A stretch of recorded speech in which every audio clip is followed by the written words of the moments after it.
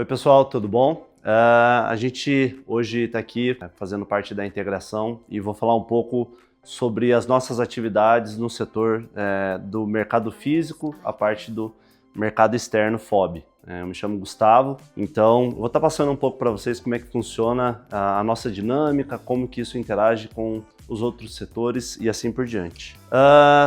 Os temas que a gente vai passar aqui hoje, vou tentar ser bem sucinto, mas falar um pouco sobre a nossa rotina, as nossas funções como um broker, um corretor de grãos, os principais produtos que a gente acaba transitando, acabam passando sobre as nossas mãos, o que a gente acaba trabalhando, a estrutura do mercado externo, as principais portos de origem e as principais origens e os principais destinos e também os termos de negociação que a gente acaba utilizando no dia a dia. Bom, primeiramente o que a gente faz, nós como corretores de grãos, a gente basicamente como um corretor de imóvel, como um corretor de seguros, a gente intermedia a compra e a venda de produtos. Então, logicamente que aqui no Brasil a gente sabe da importância da agricultura, então nós temos empresas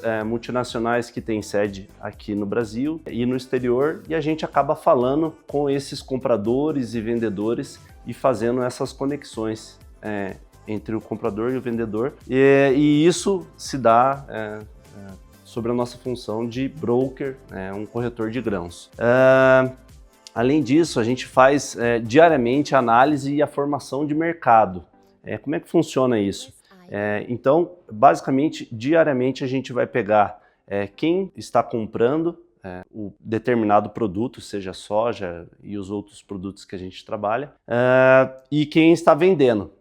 A Agrinvest, no setor do mercado externo, a gente tem dois braços muito importantes e que trazem muita relevância para o nosso negócio.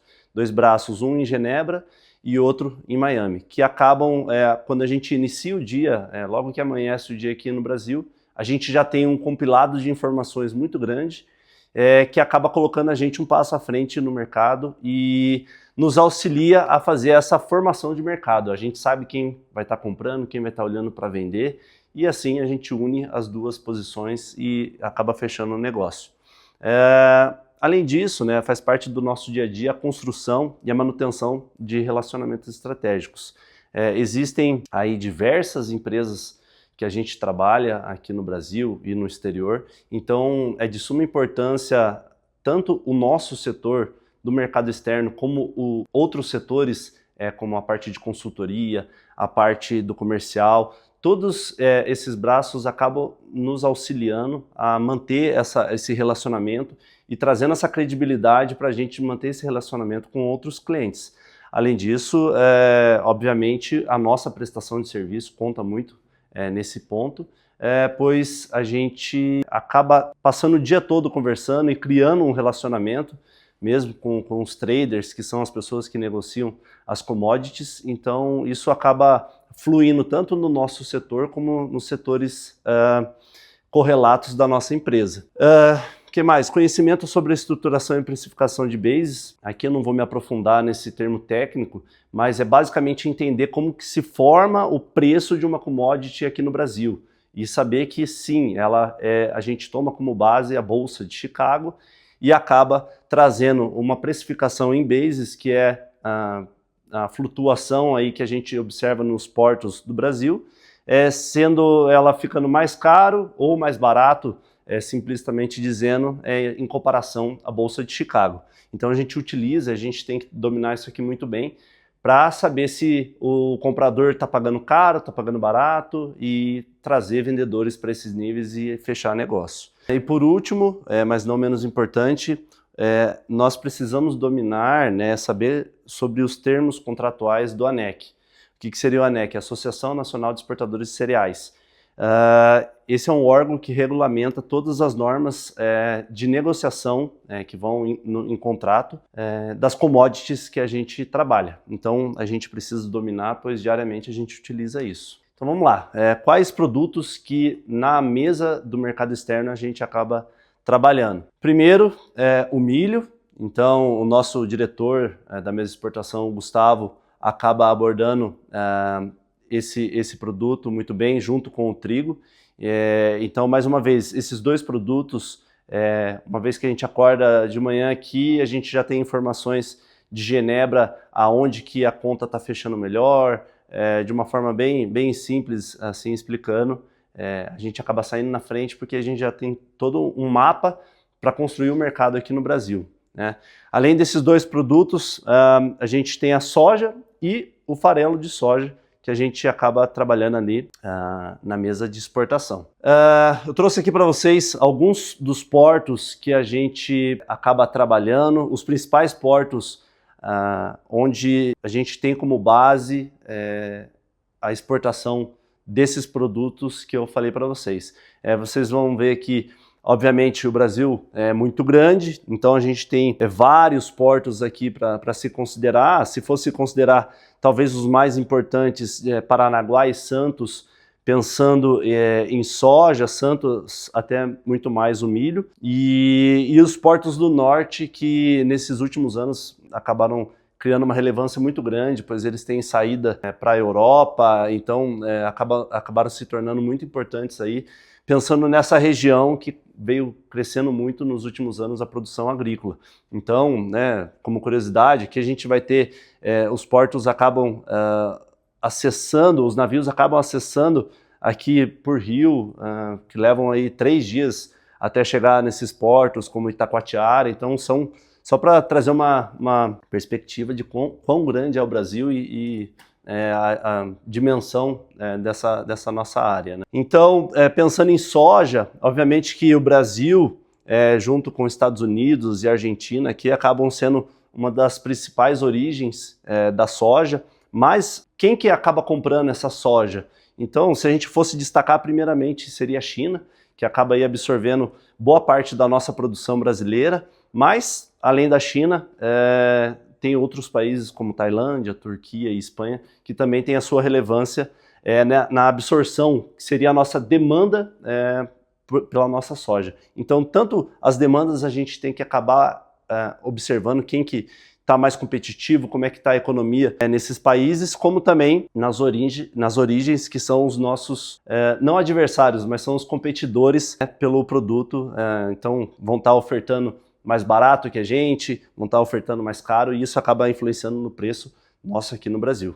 Além da soja, no milho, então a gente tem outros países que são os compradores. Então a gente tem compradores muito importantes como Egito, Irã, Japão, Coreia do Sul, Vietnã. A China diminuiu um pouco a sua relevância, mas obviamente hoje a gente está gravando isso, daqui a pouco esse cenário pode mudar completamente. E da mesma forma, como eu falei na soja, o milho também, a gente vai ter Estados Unidos, um fornecedor muito importante como o Brasil. Só que a diferença é que o milho ele tem uma relevância diferente, ele tem uma origem diferente de produtores como a Ucrânia, então a dinâmica acaba sendo totalmente diferente da soja para o milho. Aqui eu trouxe um slide para mostrar para vocês como que a nossa atividade do mercado externo acaba se integrando, se interagindo com outros setores. Então, de uma forma bem didática, o mercado externo acaba diariamente fornecendo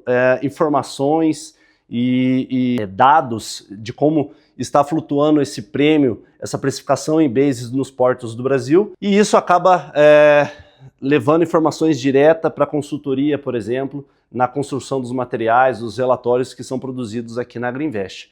A gente poderia também citar aqui como os nossos clientes são multinacionais, tradings que operam aqui no Brasil, eles acabam utilizando, os mesmos clientes acabam utilizando dos nossos serviços de derivativos. Que mais? A gente poderia trazer aqui, por exemplo, hoje a gente viu no mercado interno que está comprando muita soja, e isso acaba influenciando diretamente na precificação em bases, ou a gente está vendo a demanda vindo muito forte da China, eles estão precisando comprar soja nossa. Então isso acaba interferindo nos preços que vão ser praticados aqui no interior. Então são áreas totalmente correlatas, né? Da mesma forma, o comercial, a gente poderia citar os dados que são criados através do nosso dia a dia, dos negócios que são fechados acabam direcionando produções de materiais para o pessoal do comercial, na venda de cursos e assim por diante. Então, esse nosso setor de mercado externo, eu diria que está totalmente correlacionado com todas as áreas da empresa. E, finalmente, só para dizer sobre a importância e a relevância desse nosso trabalho no mercado externo, como corretores, brokers do mercado externo, é o nível de informação agregada. Então, só para mostrar para vocês, eu acabei de falar a quantidade de informações que a gente produz, o quanto isso interfere em todos os setores. Então, obviamente que os outros setores acabam colaborando muito com a gente para prestar um bom serviço e levar um bom serviço para os nossos clientes. Gerenciamento de conflitos, querendo ou não, no dia a dia, na compra e na venda, acabam surgindo situações de estresse. Então, nós como corretores acabamos sendo um filtro aí para gerar esses conflitos e não levar isso adiante. E principalmente pensando, né, na seriedade, porque a gente está falando na exportação, por exemplo, de um navio inteiro de soja. O que é isso? A gente está falando de produtos de 23 milhões de dólares, então são escalas muito grandes. Então é fácil aqui o comprador e o vendedor, os seus ânimos se exaltarem e a gente tem que gerar esses conflitos como um corretor. E, finalmente, a gente acaba auxiliando tanto na formação como na tomada de decisão desses compradores, porque a gente tem acesso a informações que um comprador não tem, porque a gente está falando com o vendedor e com outros vendedores, então a gente consegue ter uma visão que muitas vezes esse comprador não tem. E, obviamente, como o mercado é muito volátil e muito rápido, a gente precisa ser rápido e eficiente, levar o melhor preço para o melhor comprador e fechar negócio. De uma forma bem simples, rápida e simples, é basicamente isso o nosso trabalho. Então aqui eu deixei alguns contatos, caso vocês precisem e queiram saber mais sobre como funciona o nosso setor do mercado externo, fiquem à vontade e também, enfim, nós estamos lá na mesa para quem quiser tirar mais dúvidas e conhecer um pouco mais sobre o nosso trabalho. É isso, obrigado. Agrinvest Commodities.